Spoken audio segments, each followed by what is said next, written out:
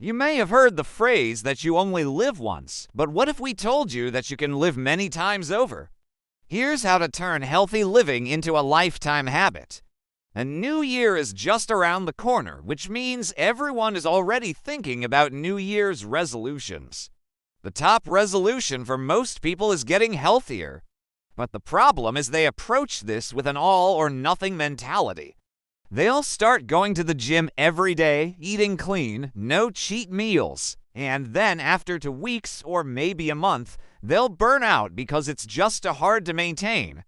The unfortunate thing is that most of these people will go back to their old habits and never make real, lasting change. But it doesn't have to be this way. In today's video, we're going to go over how to make healthy living a lifestyle. We'll first look at what you should do in the beginning when you're starting out.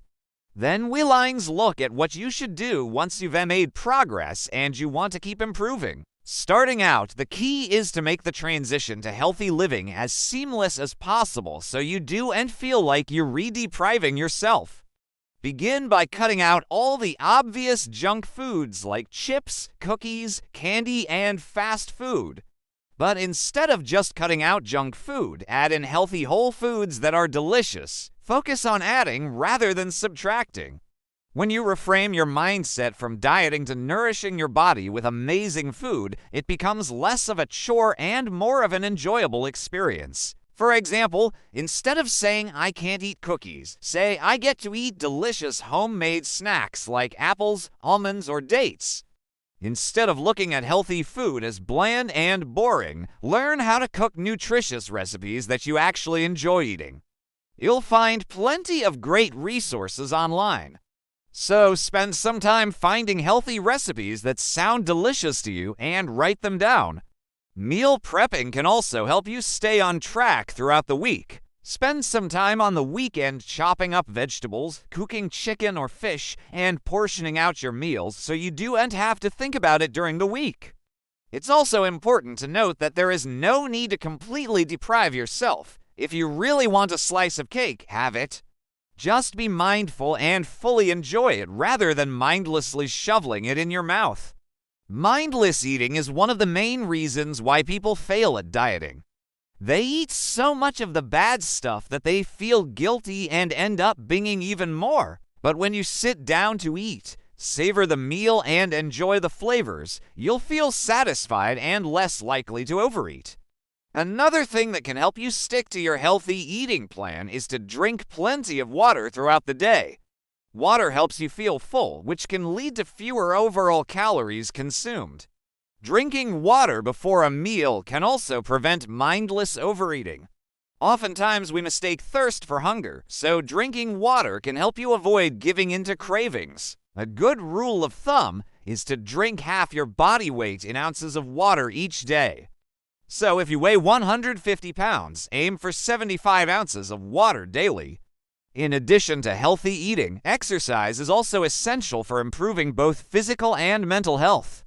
But just like with diet and nutrition, don't go all in on day one.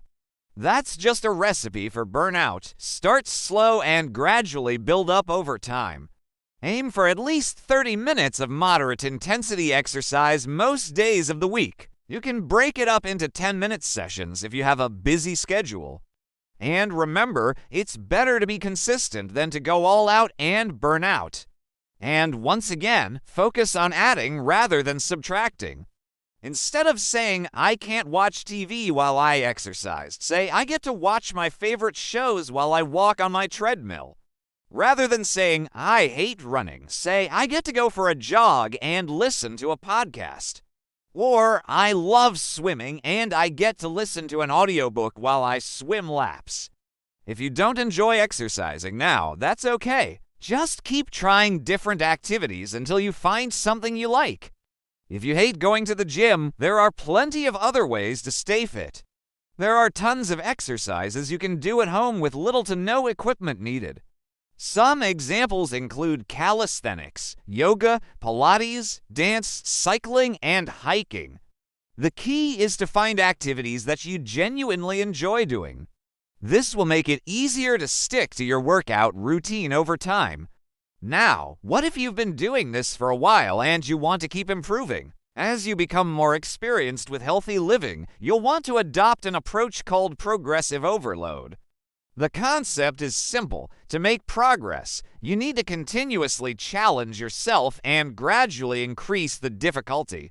For example, if you go to the gym and lift weights, you'll need to keep increasing the amount of weight you lift over time. Otherwise, your body will adapt and you'll stop seeing results. This is why progressive overload is such an important principle for building muscle and strength. But progressive overload isn't just for weightlifting. It can be applied to almost anything. If you're an experienced runner, you might need to start running longer distances or increasing your pace in order to continue improving. Same with things like yoga, swimming, and cycling. If you don't keep challenging yourself, your body will adapt and you'll reach a plateau. This is where a lot of people get stuck. They don't know how to push themselves past their current level. If this sounds like you, one way to apply progressive overload is to set specific goals for yourself. For example, let's say you want to improve your push-up strength. You could set a goal to do 20 push-ups in a row. Once you're able to do that, you can increase the difficulty by doing push-ups against a wall or elevated surface. Another way to apply progressive overload is to try new activities that challenge you in different ways. For example, if you're a runner, try switching up your routine by adding some hill sprints or track workouts. This will challenge you in new ways and help you break through plateaus. In general, variety is the spice of life. Doing the same things over and over again can get boring and lead to burnout. That's why it's important to mix things up and try new activities every once in a while. Not only will this help you break through plateaus, but it will also help you prevent boredom and burnout. If you're feeling bored or unmotivated, it's time to switch things up. Try a new activity or challenge yourself with a new goal. While it's important to constantly challenge yourself, it's also important to take rest and recovery seriously. Don't be afraid to take a break and recover when you need it. Most people don't realize that recovery is just as important as the actual workouts. Your body needs time to repair and rebuild muscle tissue after a tough workout. Without adequate rest, your body will break down and you'll be more likely to experience injuries. That's why it's important to schedule in rest and recovery days. During these days, you should still be active, but you shouldn't do any intense workouts. Some good options for active recovery days include yoga, Pilates, and swimming.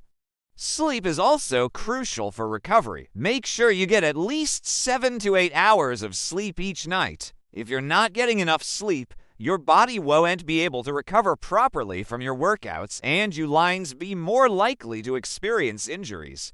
As you can see, turning healthy living into a lifestyle doesn't have to be difficult. By following the tips above, you can make the transition to a healthier lifestyle as seamless as possible. Just remember to start slow and gradually build up over time. Don't forget to challenge yourself progressively and to take rest and recovery seriously. If you do all that, you'll be well on your way to a healthier, happier you. Thank you for watching this video. If you found it helpful, please leave a thumbs up. And if you haven't done so already, please subscribe. We wish you all the best in your health and fitness journey.